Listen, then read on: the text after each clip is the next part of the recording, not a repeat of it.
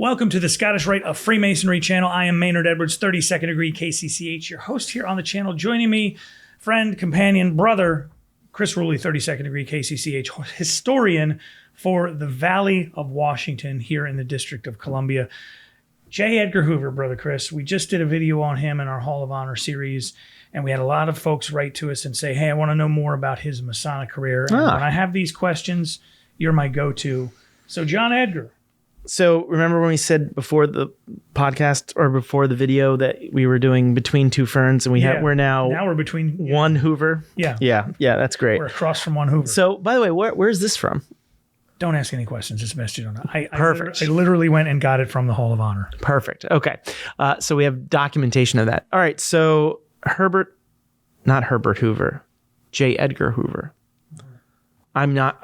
I'm doing a lot of research on the presidents right now, so this is going to be a part of this video where I'm going to say Herbert Hoover constantly. When I was looking for video and film footage of J. Edgar for the video that I did, I found so many things of Herbert Hoover that were mislabeled as J. Edgar. Really? And vice versa. Yeah, there was really a little bit of a challenge to it. By the way, that video was very good because it basically talked a lot about his career, and he was very much a DC guy. He was born in DC, raised in DC, went to a university here, and then on, what did you say, November 9th, 1920, he joined Federal Lodge number 1, went through the degrees, became Master Mason. And he was not a one-day Mason. A lot of air quotes famous Masons, and I'm talking Douglas MacArthur is a prime example of this.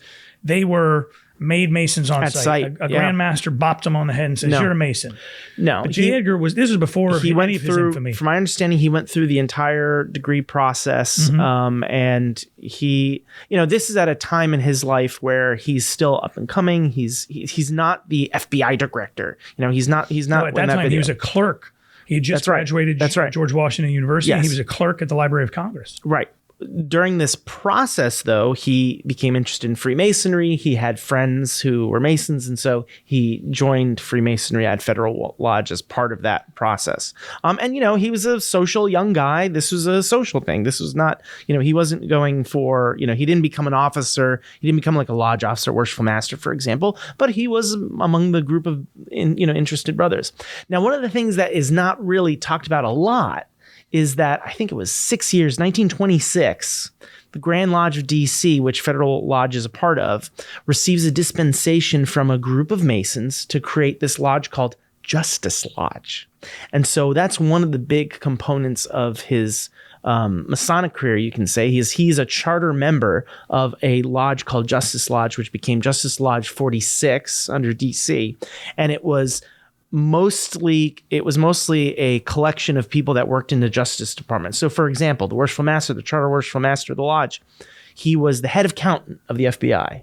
So you had the head accountant of the FBI, you had the FBI director, and you had, I think, the assistants of Hoover and other special staff serving as part of, lodge officers. Now, Hoover was not a lodge officer, but 2 years later, in 1928, he is elected and appointed a lodge trustee. So imagine the FBI director is your lodge trustee. Interesting. So you can't move money around with that guy. Now, J. Edgar also was a member of Alma's Shrine, which is the Shriners. Shrine That's right. Here in DC, Yep. And was an somewhat active member of the Valley of Washington here in the District of Columbia, and attended meetings on a regular basis. He got his degrees in DC. I mean, he was sort of like the normal Shriner and social brother that you would assume. He joined Alma's Shrine, joined the DC Scottish Rite. He went through all the degrees, and then eventually, as you noted in your previous video, he was elected KCCH and then coordinated a 33rd degree. Now, he became a Grand Cross shortly thereafter. Right. What I found was he didn't really spend a lot of time in his Blue Lodge, right? Or he didn't spend a lot of time in Federal. He didn't really spend a lot of time but what he did, though, is he tried to contribute in ways that he could with his busy schedule. So, he wrote a lot. I went through the old New Age articles, New Age magazine, and I found 1, 2, 3, 4, about a dozen or so articles that he wrote. Really? He wrote. Now, Did he really write them? Or did someone write them? Of course, but he put his name on the top. So we got from 1951 to 1965. Here's the first article that he wrote. The title. You're the first title. Communism. 1951. Communism. Now I'm going to give you, here's a theme. You're going to notice a theme. Ready? Communism and the college student, 1953. And watch out for those college kids. America needs full-time patriots, 1957. 1959, America's moral heritage. 1962, he writes 2 articles, Courage of Free Men, Communist Illusion, and the Democratic Reality. So as you can tell, there's a theme here associated. He really was afraid of the Red Menace. Well, and then towards the end of his career, like in the 60s, 1963, 1965, 1966, it sort of becomes more general American, right? There's a little general, the watching world, challenge, not compromise, America's key to success, freedom of choice, an American challenge, and the faith of free men. So again, he was writing a lot. He was, his contribution, interestingly, to Freemasonry was his writings on sort of American politics for the New Age magazine. We can have we should actually have a podcast just on that because there's a lot of interesting stuff. Absolutely. We'll have to tackle that because there are so many interesting articles in there.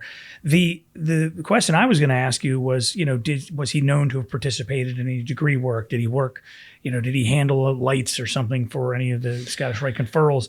And my guess would have certainly been no on that, but I wouldn't have even guessed that he did any writing. I mean, I figured he would show up, have dinner because it was the politic thing to do, and then roll. Right. And most of the time, now, was he invited to Masonic activities, banquets, things like that? Absolutely. But he mostly kept that sort of stuff to social gatherings, events, dinners. But he wasn't in the work. He wasn't raising brethren. It wasn't that kind of thing. Well, first of all, he was the first FBI director, so let's be clear that he was the guy who started it all. That's right. And he made it a very public-facing job to the point that, and if you're a member of our Lost Media Archive, you've seen some of this, he actually worked with television shows and early radio dramas to give them an air of realism. He had the FBI, and it was his decision to work with those show producers, and he he basically would clear these things and say, yeah, you guys can do this. Or can you imagine any other department of the United States leveraging media like that? Yeah. That's one of the reasons why he went to the New Age, because it was part of his communication strategy. Get it out there. Talk about this stuff. Make sure the American public knows about it. And of course, the Supreme Council was really involved in that process too. There's a whole, the New Age magazine, which was the precursor to the Scottish Rite Journal. It sort of had a long, several decades of a lot of this American focus on American values, patriotism, freedom of choice, freedom of religion, all the things that we espouse today. So he fit into that process really well. So in terms of being I hate saying it, let's say active versus less active Mason, Douglas MacArthur's an example of a guy who was a Mason, but sort of a Mason in name only. Yeah. And I would say that to a certain extent, you have guys like John Wayne who were Masons in name only, but then you have famous Masons like Burl Ives, for instance, or Ernest Borgnine were, an actor and an entertainer, very active Masons.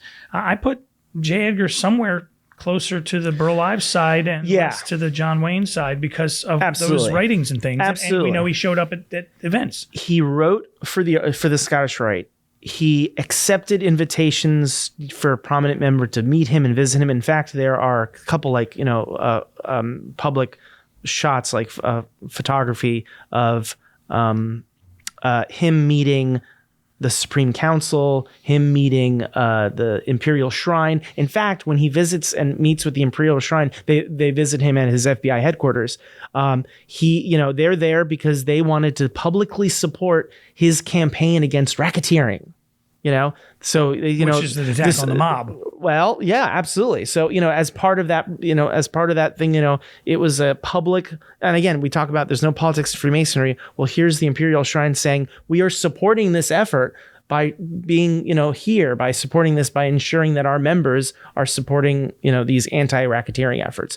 And so this is all to say is he wrote. He participated, he invited Masonic groups over to his place to talk about these things. In my place, I mean his headquarters, to talk about these things. So he was slightly above I'm in the trenches doing degree work, but slightly below, I'm a Mason at site, and I guess I'm just going to do these things, When J. Edgar Hoover passed away, the contents of his office obviously were scoured of top secret materials. Right. But his desk, his telephone, and a lot of the things that were, the sort of the furnishings of his office were brought here to the House of the Temple, and they set up a mock office of his here that was sort of a museum piece.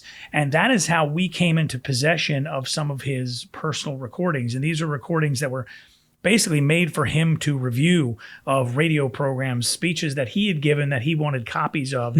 So we have all of that, and it's one of the things that we have been digitizing in our Lost Media archive. And but here's the I guess the semi-sad thing about that, and that exhibit and those things were returned. There was a for sure. I was going to say, I don't remember seeing it. No, it was prior to, right around the turn of the 21st century, right around 2000. That stuff was given to the Hoover Foundation, which I believe is no longer a going concern. I believe they've surrendered it all back to the FBI for their care and keeping. But and don't quote me on that. But I remember reading that they had decided, because of some of the, let's say, the controversy surrounding. He certainly has a complicated past, and I think we should acknowledge that by saying that. Dance too far around absolutely. But we're not here to speak ill of anyone. But I agree with you that a very complicated legacy is a good way to put it. But focusing strictly on his Masonic stuff, after they moved it out of here and it went wherever it ended up, we don't really have any pictures of it.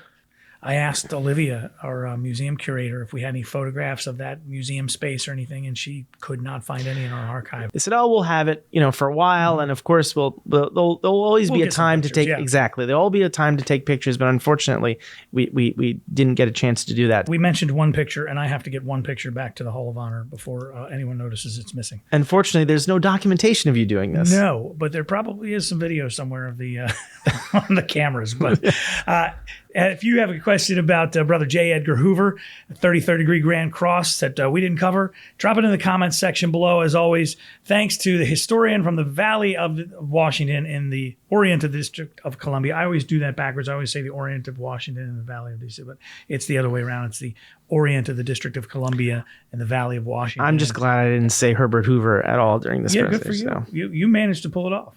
And that is Chris Ruli, 32nd degree KCCH. I'm Maynard Edwards. Don't forget, subscribe, give us a thumbs up. Masons, you're honor bound to drop a comment below, and we'll catch you next time.